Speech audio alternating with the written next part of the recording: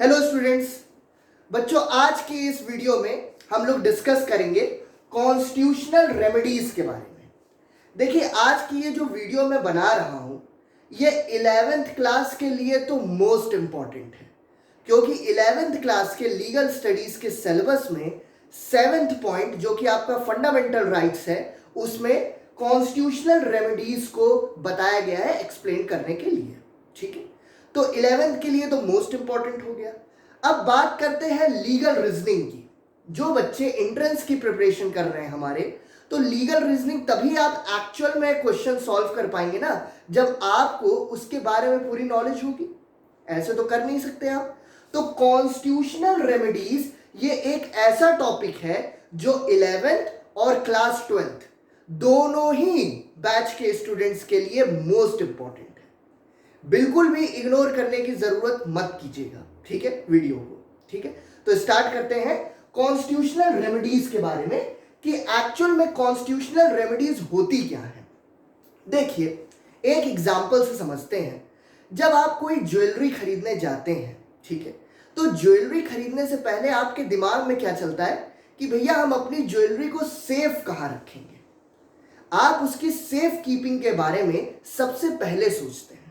तो भाई, अगर आप ज्वेलरी खरीद रहे हैं तो आप पहले उसको अच्छी जगह सेफ कीपिंग के बारे में सोचेंगे कि भैया हम अगर यहाँ रखेंगे तो मेरी ज्वेलरी पूरी तरीके से प्रोटेक्टिव रहेगी, कोई भी उसके ऊपर खतरा नहीं होगा कि मेरी ज्वेलरी कल को कहीं चोरी हो जाए। ठीक है, उसी तरीके से बच्चों सेम वही चीज हमारे फंडामेंटल राइट्स के लिए भी बोला जाता है। अगर आपके फंडामेंटल राइट्स हैं और वो फंडामेंटल राइट्स अगर प्रोटेक्टेड ना हो, अगर उनको आप प्रोटेक्ट ना हो सकें, तो फिर उन फंडामेंटल राइट्स का क्या मतलब है। अगर आपके कुछ फंडामेंटल राइट्स दिए हैं, जैसे राइट टू वोट, अगर आप attain the age of majority 18 years के अबव हैं तो आपको राइट टू वोट देने का पूरा पूरा आपका रेमेडी है कि आप भाई राइट दीजिए, आपका राइट है कि आप वोट दे सकते हैं, चाहे किसी भी पार्टी को दीजिए, वो आपका राइट है। ये आपका बच्चों फंडामेंटल राइट है। राइट टू एजुकेशन, भाई हर पर्सन को एजुकेशन लेने का एक ये राइट दिया गया है हमारे कॉन्स्टिट्यूशन में। ठीक है, तो कॉन्स्टिट्यूशन में जब दिया गया है तो आप एजुकेशन लीजिए, एजुकेशन लेने से आपको कोई नहीं रोक सकता। बस फर्क इतना है कि आप एटलीस्ट जाइए तो एजुकेशन लेने। बहुत से ऐसी एरियाज हैं, रूरल एरियाज हैं, जहां पे आज भी बेटा एजुकेशन नहीं दिया जाता। एक्चुअल में वो लोग एजुकेशन की जो इंपॉर्टेंस है उसको समझना नहीं चाहते कि क्या है। उसी तरीके से बच्चों right to life and personal liberty, जो कि हमारा आर्टिकल 21 कहता है, वो आपका है, फंडामेंटल राइट्स में आ जाते हैं। Right to freedom of speech and expression, किसी भी इशू या किसी भी टॉपिक पे आप अपना पॉइंट ऑफ व्यू रखने का ये आपको फंडामेंटल राइट दिया गया है। तो ये सारे जो मैं आपको राइट्स बता रहा हूं, ये अगर बच्चों प्रोटेक्टेड ना हो तो ऐसे राइट्स का मतलब क्या है। तो कॉन्स्टिट्यूशनल रेमेडीज ये एक ऐसी है पॉइंट, ये एक ऐसी की है, चाबी है ये, जो आपके फंडामेंटल राइट्स को प्रोटेक्ट करने के लिए यूज की जाती है। ठीक है, अब आइए आर्टिकल के बारे में जानते हैं। देखिए, कॉन्स्टिट्यूशनल रेमेडीज, एक छोटा सा चार्ट बनाता हूं और उस चार्ट से आपको पूरी चीजें मैं एक्सप्लेन करूंगा। ठीक है, देखिए, कॉन्स्टिट्यूशनल रेमेडीज में 2 आर्टिकल्स हैं, ठीक है, जो हमारे कॉन्स्टिट्यूशन में बताया गया है। पहला आर्टिकल है आर्टिकल 32, ठीक, और दूसरा आर्टिकल है article 226। This for supreme court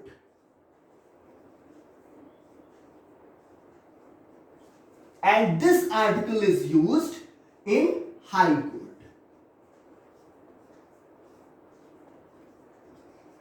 ठीक, supreme court and high court. अब देखिए, सिंपल सी बात है, ये जो आर्टिकल 32 है, ये जो आर्टिकल 226 ऑफ द कॉन्स्टिट्यूशन है, ये हमें ये कहता है कि आप अगर अपने फंडामेंटल राइट्स का आपके वायलेशन हुआ है किसी भी तरीके से, तो आप मूव ऑन कर सकते हैं कोर्ट में अपने राइट्स के लिए जो आपके वायलेट हुए हैं। तो अगर आप हाई कोर्ट अप्रोच करते हैं तो बेटा आप आर्टिकल 226 में अप्रोच करेंगे, और अगर आप सुप्रीम कोर्ट अप्रोच करते हैं तो आप आर्टिकल 32 में अप्रोच कर सकते हैं। अब ध्यान से सुनिएगा बात, जो हमारे आर्टिकल्स हैं वो हर आर्टिकल अपनी अपनी ग्रेविटी और अपने अपने नेचर को डिस्कस करता है कि एक्चुअल में किस लिए रखा गया है, ठीक है। तो अगर किसी भी पर्सन का फंडामेंटल राइट वॉयलेट होता है तो आप अगर कोर्ट में जा रहे हैं तो कोई प्रोसीजर होगा ना जिसमें आप जाएंगे। अगर आपका मान लीजिए कि आप राइट टू वोट आपका फंडामेंटल राइट है, आप गए वोट देने के लिए, ठीक है, मान लीजिए आप गए वोट देने और आपको एक पुलिस ऑफिसर इलीगल ये कहता है कि आप वोट नहीं दे सकते, तो आप ये पूछते हैं कि क्या रीजन है, हम क्यों नहीं वोट दे सकते, तो वो कहता है कि ये रीजन बताना मैं आपको जरूरी नहीं समझता। तो आपको गुस्सा नहीं आएगी कि मेरा ये फंडामेंटल राइट है कि मैं वोट दे सकता हूं, तो ये पुलिस ऑफिसर मुझे वोट देने से क्यों रोक रहा है, क्या रीजन है। तो अगर आप उसके लिए आप कोर्ट में जाना चाहते हैं तो कोर्ट में जाने का कोई प्रोसीजर होगा ना। ऐसा तो नहीं है कि आप बस गए और तुरंत जाके जज के सामने खड़े हो गए, सर मेरा फंडामेंटल राइट वॉयलेट हो गया, और जज वो भी एकदम शॉक्ड हो जाएगा कहां से चला आया भाई। तो कोई प्रोसीजर होगा जिसको आप फॉलो करेंगे और अपने फंडामेंटल राइट्स के लिए आप कोर्ट में अप्रोच कर सकते हैं, ठीक है। तो there are 5 types of writs, ये देखिए 1 2 3 4 5 types of writs given under constitution by which you can approach to Supreme Court or a High Court if your fundamental rights have been violated. अगर आपके फंडामेंटल राइट्स वॉयलेट हुए हैं तो आप supreme court या high court में जा सकते हैं, लेकिन यहां यह बिल्कुल जरूरी नहीं है कि आप पहले हाई कोर्ट जाइए। देखिए जो हमारे यहाँ जो पैटर्न है वो ये है कि पहले आप डिस्ट्रिक्ट कोर्ट जाइए, फिर उसके बाद आप हाई कोर्ट जाइए, फिर आप सुप्रीम कोर्ट जाइए, ठीक है, ये 3 है। अगर आप किसी भी केस में जाते हैं तो पहले आप डिस्ट्रिक्ट कोर्ट जाएंगे, फिर आप हाई कोर्ट जाएंगे, फिर सुप्रीम कोर्ट जाएंगे। लेकिन अगर कोई केस है वो रिलेटेड टू फंडामेंटल राइट्स है तो ये बिल्कुल जरूरी नहीं है कि आप पहले हाई कोर्ट को मूव ऑन कीजिए।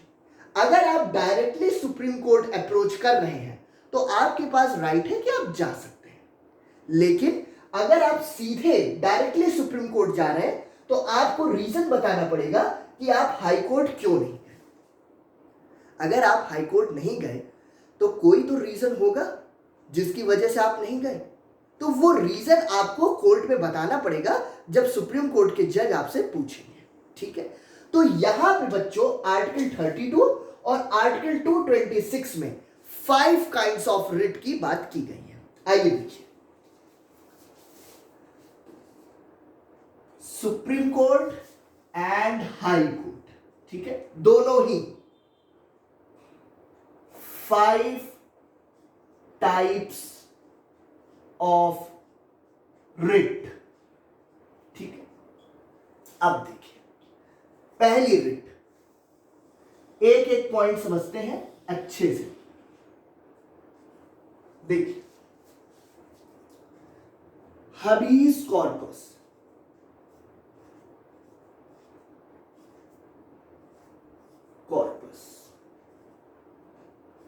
ठीक। दूसरी आपकी मैंडमस,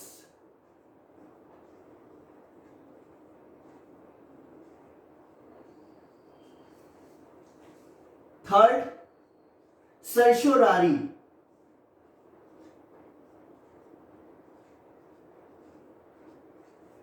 फोर्थ प्रोहिबिशन,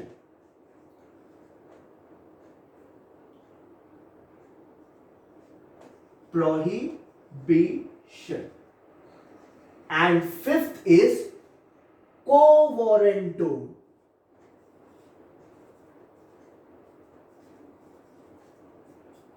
ये देखिए, ठीक है, ये चार्ट अच्छे से देख लीजिए। पहली जो रिट है वो है हबीज कॉर्पस, दूसरी mandamus, third certiorari, fourth prohibition and fifth and the last is quo warranto writ. 5 types of writs are given under the constitution. In 5 writs में कोई भी पर्सन या इंडिविजुअल वो कोर्ट में मूव ऑन कर सकता है अगर उसके फंडामेंटल राइट्स इन्फ्रिंज्ड हुए हैं, मींस वॉयलेट हुए हैं। ठीक है। अब भाई मैंने आपको स्टार्टिंग में बताया कि आप अगर ज्वेलरी खरीदते हैं तो पहले आप उसकी सेफ कीपिंग के बारे में सोचेंगे ना। तो अगर फंडामेंटल राइट्स इनमें अगर प्रोटेक्टेड ना हो तो उन फंडामेंटल राइट्स का मतलब क्या है? कोई मतलब होगा उन फंडामेंटल राइट्स का? नहीं होगा। तो इसीलिए हबीस कॉर्पस, अब पहली रिट जो कि हबीस कॉर्पस है, इसको क्या कहते हैं? देखिए, टू हैव अ बॉडी। ठीक है, टू हैव अ बॉडी। देखिए, हबीस कॉर्पस रिट ये सबसे ज्यादा यूज्ड करने वाली रिट है, सबसे ज्यादा। जैसे फॉर एग्जाम्पल कि कोई पर्सन या इंडिविजुअल उसको स्टेट इलीगल डिटेन्ड कर लेता है बिना कोई रीजन बताए और उसको पुलिस कस्टडी में डाल देता है। ठीक है, तो यहां पर उस इंडिविजुअल के फ्रेंड्स या रिलेटिव्स हबीस कॉर्पस रिट का यूज करके कोर्ट में और ये बोल सकते हैं कि भाई अगर उसको डिटेन्ड किया गया तो रीजन क्या था। स्टेट से सुप्रीम कोर्ट रीजन मांग लेता है कि हबीस कॉर्पस का रिट यूज किया गया है, और अगर आप किसी भी पर्सन को कस्टडी में किए हैं, डिटेन्ड किए हैं, तो रीजन क्या था उस पर्सन को डिटेन्ड करने के बिहाइंड, आपको रीजन बताया जाएगा। लेकिन अगर स्टेट से जब कोर्ट ने पूछा और स्टेट एक वैलिड रीजन नहीं बता पाई तो बेटा उस पर्सन को तुरंत इमीडिएटली उसको रिलीज करने का सुप्रीम कोर्ट ऑर्डर दे देगी। ठीक है, तो ये जो 5 टाइप्स ऑफ रिट्स है ये बेटा सुप्रीम कोर्ट और हाई कोर्ट दोनों में ही आप अप्रोच कर सकते हैं अगर आपके फंडामेंटल राइट्स इन्फ्रिंज हुए। ठीक है, अब यहां बात होती है कि ये जो फंडामेंटल राइट्स के लिए प्रोटेक्टिव किया गया है, इसीलिए आर्टिकल 32 को यहां पर फंडामेंटल राइट्स का प्रोटेक्टर और गारंटर माना गया है। ये बहुत इंपॉर्टेंट है। आर्टिकल 32 को फंडामेंटल राइट्स के लिए प्रोटेक्टर एंड गारंटर माना गया है, याद रखिएगा। डॉक्टर डॉक्टर भीमराव अंबेडकर ने इसको आर्टिकल 32 को इसको तो heart and soul of constitution बोला है। आर्टिकल 32 को heart and soul of constitution doctor BR Ambedkar ने बोला था। ठीक है, तो हबीस कॉर्पस का यूज करके कोई भी पर्सन, चाहे वो इंडिविजुअल हो चाहे कोई एक पर्सन हो, वो अगर उसको स्टेट ने इलीगल डिटेन्ड किया है तो वो कोर्ट में, सुप्रीम कोर्ट या हाई कोर्ट में अप्रोच करके ये बोल सकता है कि स्टेट ने मुझे अगर डिटेन्ड किया तो रीजन क्या था। सुप्रीम कोर्ट वो रीजन पूछेगी स्टेट से कि अगर आपने इस पर्सन को आपने डिटेन्ड किया है तो रीजन क्या है। अगर वो वैलिड रीजन है तब तो ठीक है, कोई बात नहीं। लेकिन अगर वो इनवैलिड रीजन है और कोर्ट को लगता है कि ये इनवैलिड रीजन है तो उस पर्सन को इमीडिएटली रिलीज करने का ऑर्डर दे देगी। ठीक है, अब आइए एक एग्जांपल से समझते हैं इसको। देखिए, छोटा सा एग्जांपल देखिए। मान लीजिए ए क्या है? एक पर्सन। ठीक है, बी ये स्टेट। ए एक पर्सन है, बी एक स्टेट है। ठीक है ना, अब ये तो आ गया क्लियर, बी एक स्टेट हो गया। ए जाता है वोट देने, लेकिन बी स्टेट के एक पुलिस ऑफिसर वो ए को अरेस्ट कर लेते हैं, अरेस्ट। और जब ए पूछता है कि हमको अगर आप अरेस्ट कर रहे हैं तो रीजन क्या है अरेस्ट करने का, तो बी ये कहते हैं कि हमको बताना जरूरी नहीं समझते। वो आपको ये बताना जरूरी नहीं समझते कि उन्होंने आपको अरेस्ट क्यों किया। तो यहां पर ए का या तो ए के रिलेटिव्स या ए के फ्रेंड्स वो हबीस कॉर्पस की रिट यूज करके वो डायरेक्टली सुप्रीम कोर्ट अप्रोच कर सकते हैं और ये पूछ सकते हैं स्टेट से डायरेक्टली कि अगर ए को आपने डिटेन्ड किया है तो वैलिड रीजन बताइए। अब बी के पास तो वैलिड रीजन होगा नहीं, क्योंकि रीजन तो कुछ है ही नहीं एक और अरेस्ट करने का। भाई वो वोट देने जा रहा है, वो तो उसका फंडामेंटल राइट है। तो यहां पर सुप्रीम कोर्ट तुरंत इमीडिएटली ऑर्डर देगी कि ए को तुरंत रिलीज किया जाए। ठीक है, अब ये समझ में आ गया। अब एक केस से समझते हैं, एक second.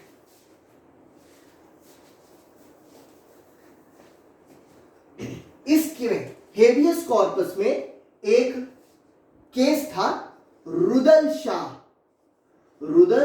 Shah versus state of Bihar. Rudal Shah versus state of Bihar. देखिए इस केस में एक्चुअल में क्या हुआ था, एक पर्सन था जिसको डिटेन्ड किया था स्टेट ने, और उसने अपनी जो इम्प्रिजमेंट, जो उसकी पनिशमेंट थी, उसने उसको पूरी कंप्लीट कर ली थी। ठीक है, मतलब कि जब स्टेट ने उस पर्सन को डिटेन्ड किया तो वो एक वैलिड डिटेंशन था। ठीक है, तो भाई उसको कर लिया गया। लेकिन उसके बाद जब उसकी पनिशमेंट बेटा कंप्लीट हो गई तो फिर उस पर्सन को नहीं रिलीज किया गया। 14 इयर्स उस पर्सन को इलीगली जेल में, प्रिजन में रखा गया। तो यहां पर जिस पर्सन को डिटेन किया गया था उसके फैमिली फ्रेंड्स ने हबीस कॉर्पस रिट की यूज की थी और सुप्रीम कोर्ट में अप्रोच किया था। सुप्रीम कोर्ट ने यह देखा कि एक्चुअल में इस इंसान का, जो ये पर्सन है, इसको इलीगली डिटेन किया गया है 14 इयर्स के लिए। तो सुप्रीम कोर्ट ने तुरंत ही इमीडिएटली वहां पर रिलीज का ऑर्डर दिया कि उस पर्सन को फौरन रिलीज किया जाए और उसको एग्जेम्पलरी डैमेजेस प्रोवाइड किए जाए। डैमेजेस का मतलब कि भाई 14 इयर्स जो कि एक इलीगल डिटेंशन था, उसको आपने रख लिया किसी पर्सन को, तो भाई उसको डैमेज तो प्रोवाइड करना ही पड़ेगा ना। इतने साल वो जेल में रहा बिना उसके उसने कोई भी गलती नहीं की थी, बिना कोई गलती के उसको आपने 14 साल प्रिजन में रखा। सुप्रीम कोर्ट ने एग्जेम्पलरी डैमेज का तुरंत ऑर्डर दिया था, जो कि स्टेट ने इस केस में उस पर्सन को प्रोवाइड किया था। ठीक है, हबीस कॉर्पस रिट कोई भी इंडिविजुअल पर्सन वो यूज कर सकता है अगर वो आर्टिकल 232 जो कि सुप्रीम कोर्ट में अप्रोच कर सकता है डायरेक्टली, या फिर आर्टिकल 226 में सीधे हाई कोर्ट में अप्रोच कर सकता है। हबीस कॉर्पस रिट ये दोनों जगह यूज की जाती है, आर्टिकल 32 में भी और आर्टिकल 226 में भी। ठीक है, अब आते हैं बेटा मैंडमस रिट में। मैंडमस किस तरीके की रिट होती है और इसमें क्या पाया जाता है, एक सेकेंड।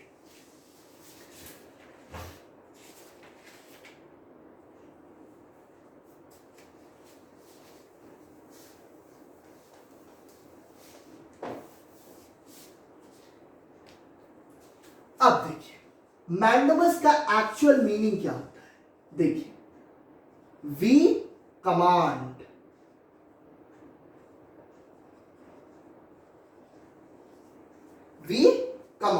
देखिए इस रिट में एक्चुअल में क्या होता है।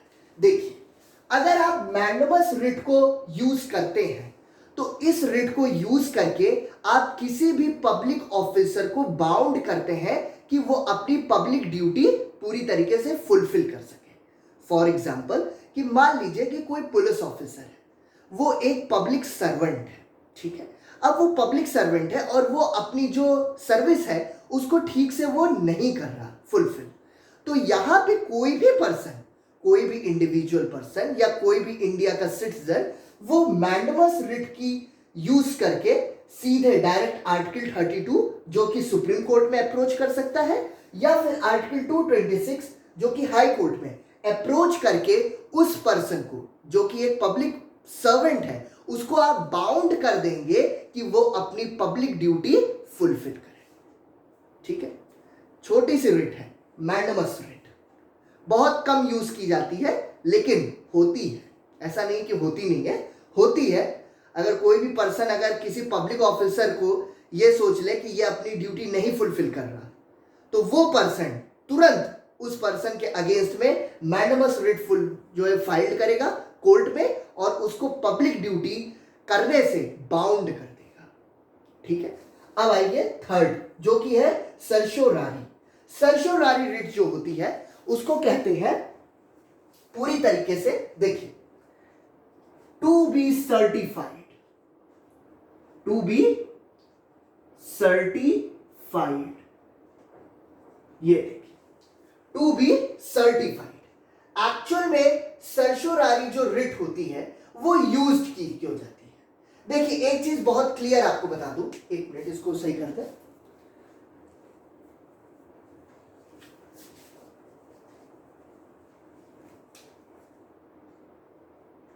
सर्टिफाइड, ठीक है।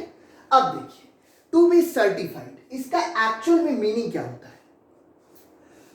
सुप्रीम कोर्ट या हाई कोर्ट, ये दोनों कोर्ट्स हैं, ठीक है। वो इन दोनों कोर्ट्स, अगर कोई भी पर्सन, अगर मान लीजिए सुप्रीम कोर्ट या हाई कोर्ट सर्शोरारी रिट को यूज करते हैं, क्यों यूज करते हैं? लोअर कोर्ट, जिसको आप कहते हैं डिस्ट्रिक्ट कोर्ट, अगर आप डिस्ट्रिक्ट कोर्ट में जाते हैं तो डिस्ट्रिक्ट कोर्ट का अगर कोई जजमेंट है, ठीक है, मान लीजिए कि एक मर्डर का केस है, ठीक है, एक मर्डर का केस है और उसमें यह बोला गया, डिस्ट्रिक्ट कोर्ट जो कि सबसे लोअर कोर्ट है, उसने ये कहा कि जिस एक्यूज ने मर्डर किया है उसको हम बाय इज्जत बरी कर रहे हैं। सारे एविडेंसेस आ गए हैं सामने, उसके बाद भी कोर्ट ने उसको बाय इज्जत बरी कर दिया। क्या ये गलत नहीं है? आपको नहीं लगता कि वो जज पूरी तरीके से इम्पार्शियल के साथ उसने जजमेंट नहीं दिया, पार्शियलिटी की है? जब कोई भी पर्सन, अगर उसने मर्डर किया है और उसके अगेंस्ट में सारे एविडेंसेस मिले हैं, तो आप उसको बाइज्जत बरी कैसे कर सकते हैं कोर्ट से? तो अगर इस तरीके का कोई भी केस होता है तो उसमें सर्शोरारी रिट सुप्रीम कोर्ट या हाई कोर्ट यूज करती है, किसके पास? लोअर कोर्ट के पास। और लोअर कोर्ट से यह कहती है कि आप अपने जजमेंट्स हमको सबमिट करिए रिव्यू के लिए। रिव्यू का मतलब समझ रहे हैं कि वो देखेंगे, चेक करेंगे कि जो लोअर कोर्ट ने जजमेंट दिया है कहीं वो इलीगल जजमेंट तो नहीं है। तो ये जो मर्डर वाला मैंने आपको एग्जांपल दिया, जिसमें बाइज्जत बरी कर दिया एक्यूज्ड को, उसके सारे एविडेंस होने के बावजूद, तो ये तो भाई पूरी तरीके से इलीगल जजमेंट हो गया। तो यहां पर सुप्रीम कोर्ट या हाई कोर्ट ये देखती है सर्शोरारी रिट को यूज करके लोअर कोर्ट को। ये देखिए, writ is used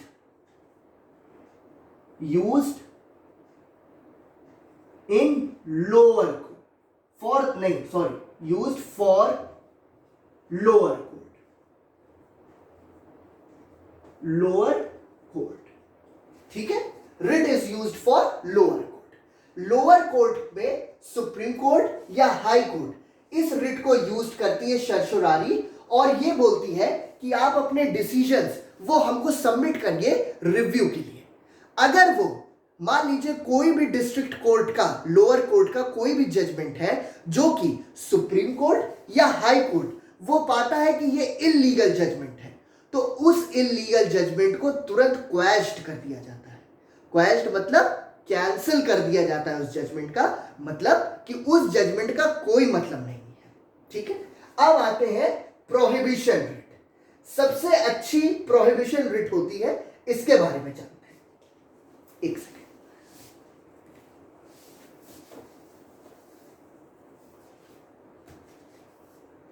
prohibition writ की एक्चुअल में मीनिंग क्या होती है? देखिए, मान लीजिए कि आप एक जज हैं, एक एग्जांपल से समझते हैं। आप एक जज हैं, ठीक है, और आप एक जज हैं लोअर कोर्ट के, ठीक है, लोअर कोर्ट के जज हैं। अब भाई आपको ये पता होगा कि अगर लोअर कोर्ट से कोई जजमेंट पास होता है तभी आप हाई कोर्ट में मूव ऑन करते हैं, अपील करते हैं, अगर आपको लगता है कि ये जजमेंट हमारे फेवर में नहीं है। उसके बाद जब हाई कोर्ट से आपको मिल जाता है डिसीजन, और फिर आप उसके बाद सुप्रीम कोर्ट मूव ऑन करते हैं, ठीक है, ये पैटर्न है। लेकिन प्रोहिबिशन रिट यूज की जाती है कि मान लीजिए कि आप एक जज हैं, ठीक है, और आप कोई जजमेंट प्रोनाउंस्ड करने वाले हैं, कोई भी केस में आप एक जजमेंट प्रोनाउंस्ड करने वाले हैं। मैं एक कॉमन सिटीजन हूं, ठीक है, मैं आपके पास प्रोहिबिशन रिट को फाइल करता हूं आपकी कोर्ट में, ठीक है, और आपकी कोर्ट में फाइल करके ये कहता हूं कि प्लीज इस जजमेंट को प्रोनाउंस करने से पहले इस पर्टिकुलर केस को एक बार फिर से कोर्ट एग्जामिन कर ले, ये मैं रिक्वेस्ट करता हूं आपसे, क्योंकि आप जज हैं, ठीक है। तो मैं ये रिक्वेस्ट करता हूं। यहां पे प्रोहिबिशन रिट यूज्ड की जाती है एक्चुअल में कोई भी लोअर कोर्ट के जजमेंट को प्रोनाउंस्ड करने से रोकने के लिए, क्योंकि अगर जजमेंट प्रोनाउंस्ड हो गया तब उसके बाद तो भैया फिर आप हाई कोर्ट जाइए और फिर आप सुप्रीम कोर्ट जाइए। तो इसलिए उस जजमेंट को प्रोनाउंस्ड करने से रोकने के लिए कोई भी इंडिविजुअल वो प्रोहिबिशन रिट को यूज करता है, ठीक है। अब आते हैं को वारंटो रिट के बारे में, जो कि सबसे इंपॉर्टेंट रिट है। और इसमें एक जो सबसे बड़ा पॉइंट है वो ये है, any person, any common person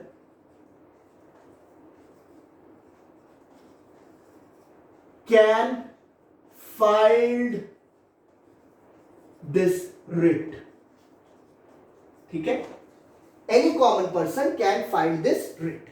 अब इस रिट का मतलब क्या है, देखिए को वारंटो रिट का एक्चुअल में मतलब होता है कि मान लीजिए एक कोई पब्लिक ऑफिसर है, ठीक है, एक पब्लिक ऑफिसर है और वो किसी पब्लिक अथॉरिटी से कनेक्टेड है, ठीक है, लेकिन आप ये रिट फाइल करते हैं चाहे सुप्रीम कोर्ट में अंडर आर्टिकल 32 या फिर आप हाई कोर्ट में अंडर आर्टिकल 226, और फाइल्ड करके ये पूछते हैं कि ये जो पब्लिक सर्वेंट है, पब्लिक ऑफिसर है, ये किस पब्लिक अथॉरिटी से कनेक्टेड है।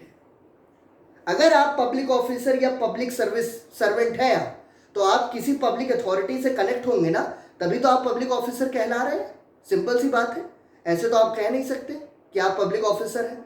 तो आप जिस पब्लिक अथॉरिटी से कनेक्टेड हैं उसके बारे में आपको बताना पड़ता है कि आप किस एक्चुअल पब्लिक अथॉरिटी से एज्यूम्ड किए गए हैं। अगर वो पब्लिक अथॉरिटी सही है, वैलिड है, तब तो कोई दिक्कत नहीं, ठीक है। लेकिन अगर वो पब्लिक अथॉरिटी जिससे आप कनेक्टेड हैं, जिससे आपकी ये एक आइडेंटिफिकेशन है कि आप एक पब्लिक ऑफिसर या पब्लिक सर्वेंट है, और वो पब्लिक अथॉरिटी कुछ है ही नहीं, वो पब्लिक अथॉरिटी एक फ्रॉड अथॉरिटी है, तो आप मतलब पब्लिक अथॉरिटी या पब्लिक सर्वेंट नहीं है।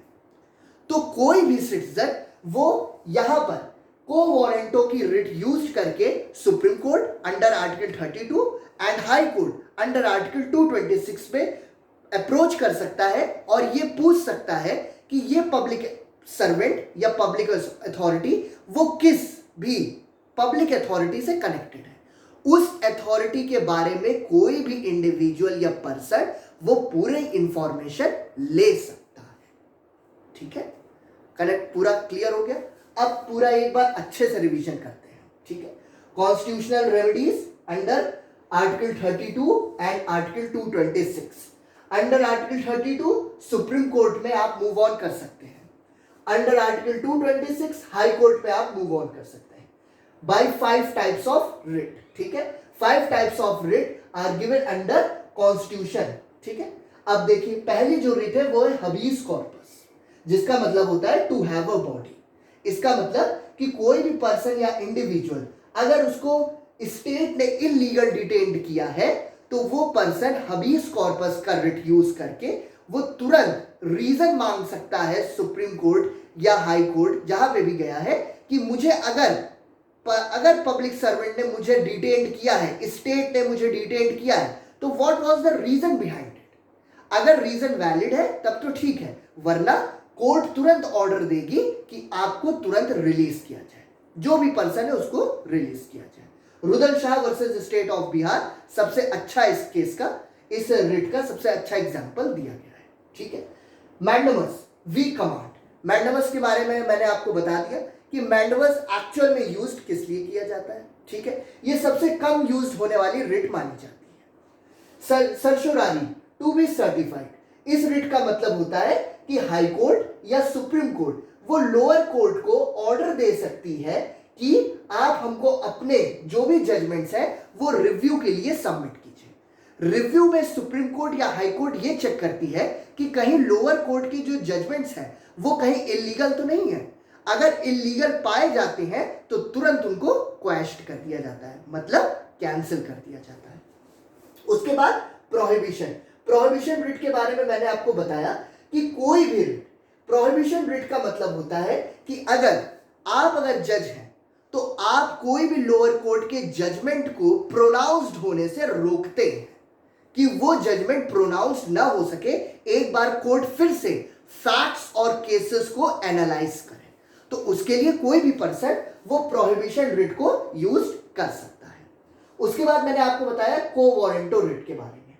को वारंटो रिट, वो कोई भी पर्सन वो रिट फाइल कर सकता है, वो सीधे डायरेक्टली सुप्रीम कोर्ट अप्रोच कर सकता है या हाई कोर्ट अप्रोच कर सकता है किसी भी पब्लिक सर्वेंट के बारे में आइडेंटिफिकेशन, उसकी इंफॉर्मेशन लेने के लिए कि अगर ये पब्लिक ऑफिसर या पब्लिक सर्वेंट है तो वो किस पब्लिक अथॉरिटी से कनेक्टेड है, क्या वो पब्लिक अथॉरिटी वैलिड है या इनवैलिड है, तो उसके लिए को वारंटो रिट को यूज किया जाता है।